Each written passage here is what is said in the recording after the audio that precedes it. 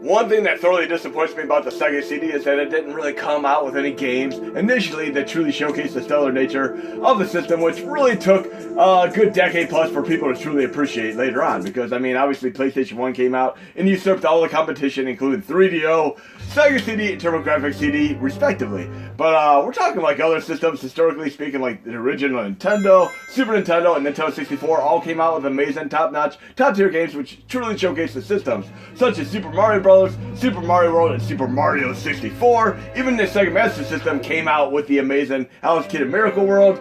TurboGrafx CD came out with Gate of Thunder. Here, aside from the initial amazing main user interface music on the Sega Classics Arcade Collection, which came out with the system, Golden Axe here has the identical music to the Mega Drive Sega Genesis port. So this is pretty awful. I mean, even the Genesis version is better than this. Not only that, I'm going to hand the controller to my loved one, pal, friend, etc. And guess what? We can't even do two-player mode activate. It is what it is, though. But we're going to try this for a brief moment. Again, we have the same music. And the main difference, if you really look hard here, is the fact that it has slightly improved sound samples, but they actually sound worse because of the upscaling and such. They sound squashed in nature, and it's kind of odd. Kind of like when you take like a movie like Army of Darkness and initially put it on Blu-ray. One thing that the DVD version didn't really have was it was able to easily mask the wires that people were on, but once you go to the higher quality format, you're able to see all the people on wires. So they actually did a recall on that version and had to kind of edit out all the wires, because I mean, it was ridiculous. I picked up Army of Darkness and you can see all the people hanging on wires in the first initial Blu-ray variant of it. But I mean, we're even talking like TurboGrafx CD, had Gate of Thunder, that was an incredible game. And Rondo of Blood, Dracula X, I mean, these were games that truly showcased the platform. But we're going to go back into Mecha Like a Honey Ho, should we say Mecha Like a High, Mecha Honey Ho, from Pee Wee Herman's Playhouse, way back, a great show. And we're going to get some more higher quality music going on here. Full CD soundtrack mode activate. I mean, this is an absolutely incredible game, which I have a great fondness for, nostalgic-wise, because I used to play this game in the arcade, previous to watching many movies in the movie theater that was adjoining to the arcade. I play games like this, Kid Dash, Street Fighter 2, some of the pinball games. I mean, pretty much every game they had. I used to love spending at least $10 a week on arcade games. I absolutely love playing them. But I'd see movies like Interview with the Vampire, The Crow with Brandon Lee. Brandon Lee was great in this, other movies such as Rapid Fire as well. I've seen all his movies. And of course, Showgirls with Elizabeth Berkley. Fun actress as well from Saved by the Bell. And I liked the movie despite some of the hoopla and its overall failure. And of course, Apollo 13 was a fun movie. I remember distinctively when I saw that the air conditioner was broken, so they actually came in and gave us all free movie passes. Then No Escape with Ray Liotta, which was a fun movie. And it's very similar to Condemned with Stone Cold Steve Austin, and also similar to Battle Royale. And I'm trying to think of what came out first, No Escape or Battle Royale. And of course, Hunger Games is also like No Escape. Fun movies all around. And okay, let's take out the elves here and get some magic. And that's like the latest Eurovision movie with Will Ferrell, which has a little fun play, humor about elves and such. Okay, and I kind of avoid getting animals in these types of games because I tend to get my butt whooped once I get them. And just like in Double Dragon, when I pick up the weapons, I end up losing real fast because I can fight faster with hand-to-hand combat. But we're going to see how long I can keep this animal for. It's like riding a bull, bucking a bronco or such. I just got bucked right off the bronco there. And I'm currently on Season 3 of Lucifer, thoroughly enjoying the show. And I'm going to try to get up to the latest Season 5 Part 1. Watching a few other shows as well. And I watched that Creepshow Horror Anthology series, and I'm starting to watch on Quibi, which is segments of like 5 to 10 minute quick things. I mean, like if you're in a line waiting at a doctor's office, or even the grocery line, you pull up Quibi, and you can play stuff like, the one I'm watching now is like the 50 States of Fear, which is pretty cool. It's actually done by Sam Raimi, who did Evil Dead, Army of Darkness, which I'm talking about earlier. And he also did the Spider-Man movie. But these are some horror little anthology things based on each state. Like they have one about the biggest ball of twine in Minnesota, horrified and such. And it's kind of funny because I always like when Weird Al Yankovic did a little bit of a parody of Biggest Ball of Twine in Minnesota as well, and UHF and all other such things. And UHF was a great movie at the time. And let's try using our magic here. Take out these frost giants. And they're lined up where I might be able to do my double tap and get them both at the same time. Let's see if I can. See if I can do this. Come on. Almost. And I like doing the double taps. It's a lot easier to take these guys out that way. Oh, they're lined up together. No, no, no, I need more magic. Ah, jeez. No, no, no, I don't want to lose a life. Trying to get through this boss battle without losing life. Doing that double tap like this is the equivalent of doing like the jump kick in Biobilly. By the way, Biobilly is so much more difficult to play the US counterpart than it is the Japanese version called Man City, because you couldn't rent the game in Japan, so they made the game normal difficulty just like Ninja, Gaiden 3 and such, but the USA versions of these were much more difficult. You actually had limited continues in Ninja Gaiden 3, and the enemies became more difficult later on, and Biobilly, the AI, was excruciatingly difficult. But this is an amazing, amazing game. I mean, this is the way it should have been on Sega CD, and this would have sold more systems at the time. But let's go into another rendition here. Look at some other games we have.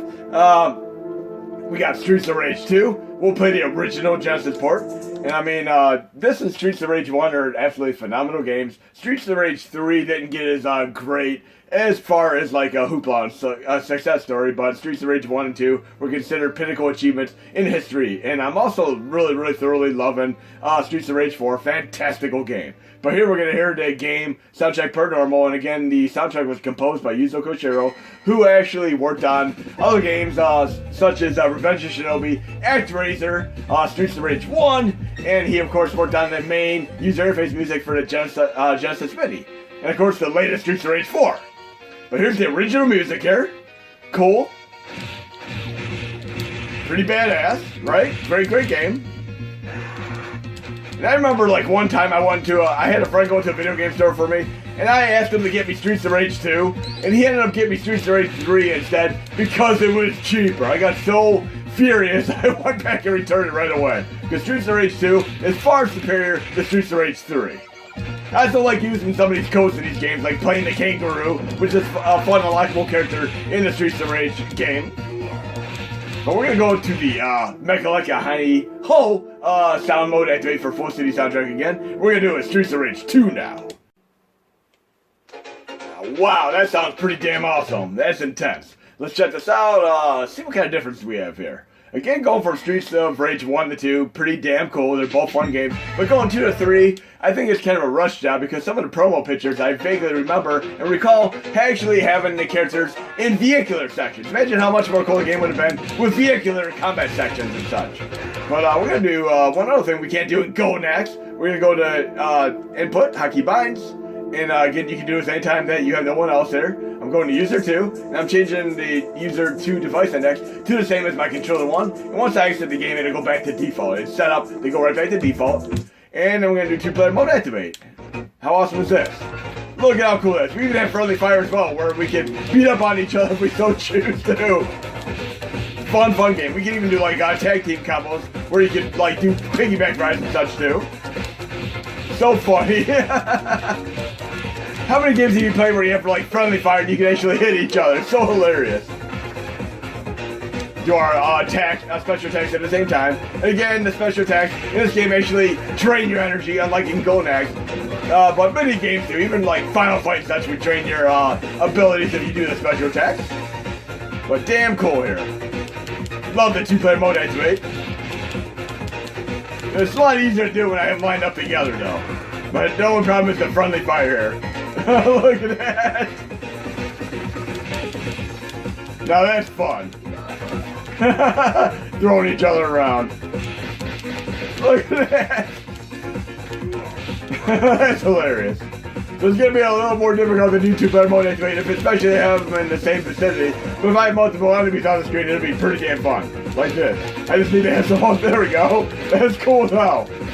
Takes a little bit of precision to get used to it, especially with the friendly fire. But again, other games don't have this problem. Like Contra obviously doesn't have the friendly fire, because you'd be killing your friend pretty much every 5 seconds if you did friendly fire in a game like that. But Double Dragon, some other games actually have like a player A, player B mode, where you actually can hurt your opponent, friend, buddy, and such. And other times you can't. But okay, where to next? Let's go to the list here. See what other phenomenal games here. We have Top Gear 2. We're going to check this awesomeness out. If you like games like Victory Run, Red Racer 1 and 2, even Top Gear 3000, you can absolutely be at home with this game. And Top Gear 3000 runs great on the SNES 9X 2016 Bright Core. And of course, KPS 501 helped get that going a few years ago along with Mad Monkey. And it has some of the original great special chip code in the bio as well from the BSNES. We're able to run it on the lesser CPU intensive nature of the SNES 9X cores. Well, let's check this out here and hear this game. And then we start out with no money, but we can earn money kind of farm-wise, upgrade. And I love games that you can actually farm. I mean, these are the type of games that I pick up and play overnight. And look, we don't even have music while we're racing. I mean, if I'm in a traffic jam or rush hour, I like to have some music playing, some Judas Priest, Breaking Law or such. We need our music here. I'm probably not even going to get past 14th place, 13th or 12th. I just don't feel it. I'm bored already because I want the real music. So we're going to do some CD soundtrack mode activating. We're going to make it a little bit like the gist of Steve Vai, Joe Satriani, or Amy Valbestein. Some of the 3 best guitarists I've ever heard in my life. And we're going to go to the same game, Top Gear 2 here, with full CD soundtrack mode activating. Now let's hear the difference here. We're going to have more of, like I said, an Amy Valbestein. Of course, Steve Vai, Joe Satriani. And you might remember in the movie Crossroads with Ralph Macchio, who also happened to be in Karate Kid, him going up against, I believe it was a younger version of Steve Vai in that movie, if I remember correctly, and he was so fantastic in that movie. Let's check this out. The music sounds so much more incredible right now. Kind of reminds me of Ralph Macchio doing inspirational training sessions in this movie, like with, of course, like the crane kick and all that fun stuff. And I really thoroughly want to see the Cobra Kai Season 3 once it goes on to, I believe, Netflix. Season 1 and 2 were absolutely incredible. Really love them. And along with Back to the Future, Karate Kid would probably be my second favorite movie series. And I liked all of them. I mean, the first 3 are definitely the best. But they are what they were. Fun movies. And I never ever tire watching them. I can watch like Back to the Future 1 through 3. And Karate Kid 1 through 3 over and over again. Never ever tire of them. And Cobra Kai Season 1, 2, again, fun stuff as well. But this runs so awesome. I've already got better placement in this game than I did in, of course, the non-music version that I demonstrated a minute ago. But again, I love games like this where you can actually upgrade.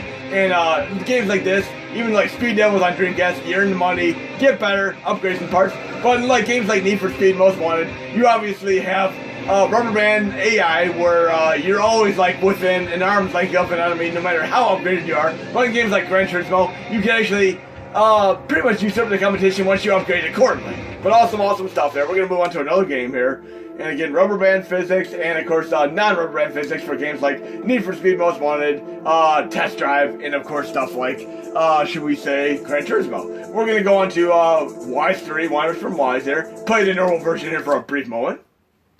Incredible game made by Falcom, who also made Vexanadu, and I showcased one of their collections with the books of Y and such on Sega Saturn recently.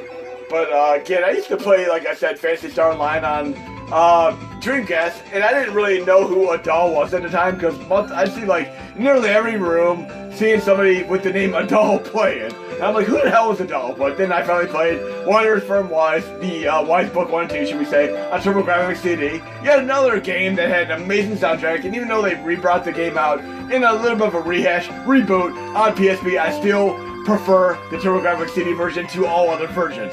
Complete without the dash move that they added to the one on, of course, Sega Saturn. I still love the TurboGrafx CD version. But you can hear this music is pretty standard issue right now. We're gonna crank this up and do some metal. We're gonna go more into like Slayer territory here. We're gonna do the incredible Wise 3. We're gonna do like Slayer mode activate. And by the way, I also love the Slayer music in Less Than Zero with Robert Downey Jr. Inagata Lafita. Great version. Starts out pretty awesome and impressive right here. But let's do some Slayer mode activate. Circa Inagata Lafita from Less Than Zero, a great early Robert Downey Jr. movie, and he's done such an incredible job. Love even when he played Charlie Chaplin. I mean, he's done so many incredible jobs way back. This is so awesome here. Oh, hell yeah. And I'm going to do a little bit of a trivia here. What's that band that you hear around Christmas time that does metal Christmas music? See if you know who I'm talking about. This sounds like their music as well. We're gonna play it for a brief moment here though, because I love all these games. Great side-scrolling action RPG here, and some incredible motley of music here. Motley Crew music here. I'm definitely gonna have to do some more drumming videos. I have some more songs to do. My last song that I did was obviously the theme to Greatest American Hero, done by Joey Scarsberry. I did the drumming and singing, but I'm gonna try to do some stuff like from Firehouse, Def Leppard, and so on. But yes, this music is absolutely incredible, and this may or may not be the last game I showcased in this video demonstration. We'll see if I have time to do any more. But loving this. What do you think of my town? I'm not too worried about this right now. I'm gonna skip right past the dialogue. Even when I play like Zelda 2, I kind of skip right past the dialogue. I just want to get to the action sequences. And it won't take for long to get there, because I vaguely remember what I had to do from the last time I played this a few years ago. Okay. Some games like Willow on Nintendo, you gotta talk to everybody in town, go into every building. But in this game, you pretty much just have to get your weapon, armor, and such before you can get out of here. Let's go to the end of this. Okay, we go right here. We go buy our sword to start with. And even right here, the music's impressive. Oh, I'm loving this music. Okay, let's talk to him again. Let's buy a sword. Short sword, because the broad sword is, if I remember, too expensive. Yes. I meant to buy it, sorry. Oh man, imagine Zelda 2 redone with music like this. Come on, Nintendo. Missed opportunity there. Have a Zelda collection with Zelda 1, Zelda 2, and even Zelda 3 with these higher quality soundtracks. I meant to buy leather armor. But yeah, Zelda 2 with this type of soundtrack would have been damn impressive. And of course, you have to equip these. This music is mind-blowing here. Okay, kind of reminds me of some of the music like from Princess Mononoke. That was one of my favorite movies. Great anime movie, in the vein of like Star Wars and such. I didn't mean to do that. I meant to push start and go to equip. And we're gonna equip the sword. Then let's go to my armor, equip that. It takes a little bit of getting used to the way this works out, because you can push the X button to actually take you to the item list too. There we go. There we go. We got our sword, armor, and shield equipped, and we can get out of here. What has happened, blah blah blah. I want to get to the Tiger Mine and fight some monsters. And this is the type of game where, look, I start out with a very nice sliver of health here, and I really need to upgrade, get some experience points to level up before my health expires, because these enemies will take you out really fast initially in this game. And I forgot if I can actually save the game anytime. Let's see. Can I save the game? Backup save. Yes, you can save. It's a good thing to save repeatedly in games like this, because if you lose, you're going to be starting out at the beginning. Can we actually load? Yes, we can load right there. Cool. Listen to this awesome music. Reminds me of like when Brandon Lee was on hanging out the window in the crow while the rain was playing, and he was doing the guitar. It was so awesome. One of the best scenes in movies ever. Love this music. And love all the Falcom games. They've even made Legacy of the Wizard on Nintendo, which is a crazy hard game, which you'll probably be unlikely to get through unless you actually have craft paper and make maps. Listen to this awesome soundtrack. Just imagine like Legacy of the Wizard with this type of soundtrack, or even Zelda 2, Faxanadu. They need to bring Faxanadu back with a CD soundtrack like this. Come on. And yes, we can actually have CD soundtracks on Nintendo as well. That would be nice to have that coded into FCEMM, Nestopia, or even Quicken, yes, because we can run that and messing. But unfortunately, alas, we cannot have it run at full speed mode actually. This music sounds so awesome.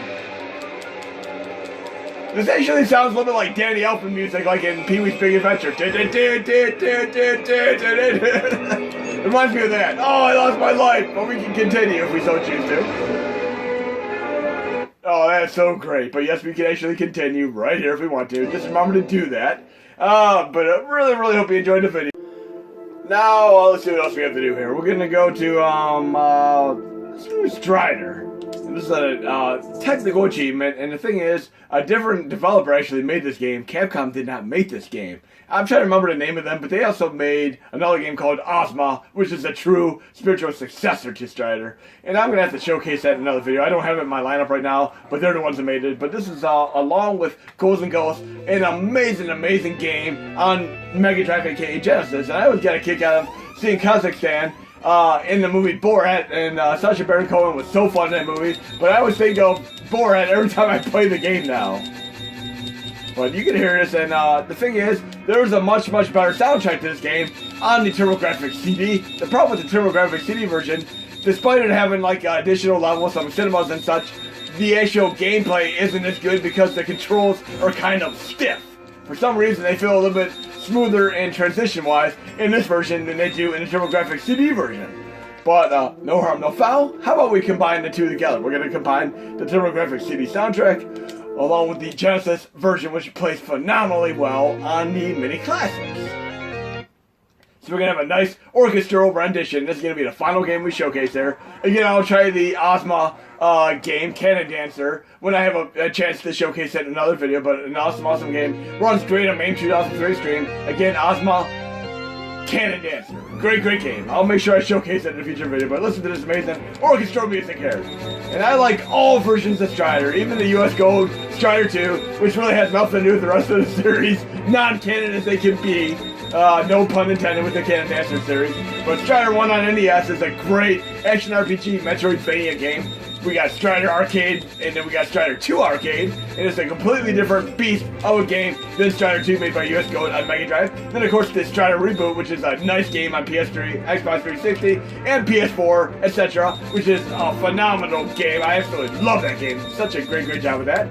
And then we have, of course, like Strider on Sega Master System. I mean, there's even a handheld, like a Tiger handheld electronic style game. And I just lost to Dolph Lundgren there. How the hell did Dolph Lundgren get in this game?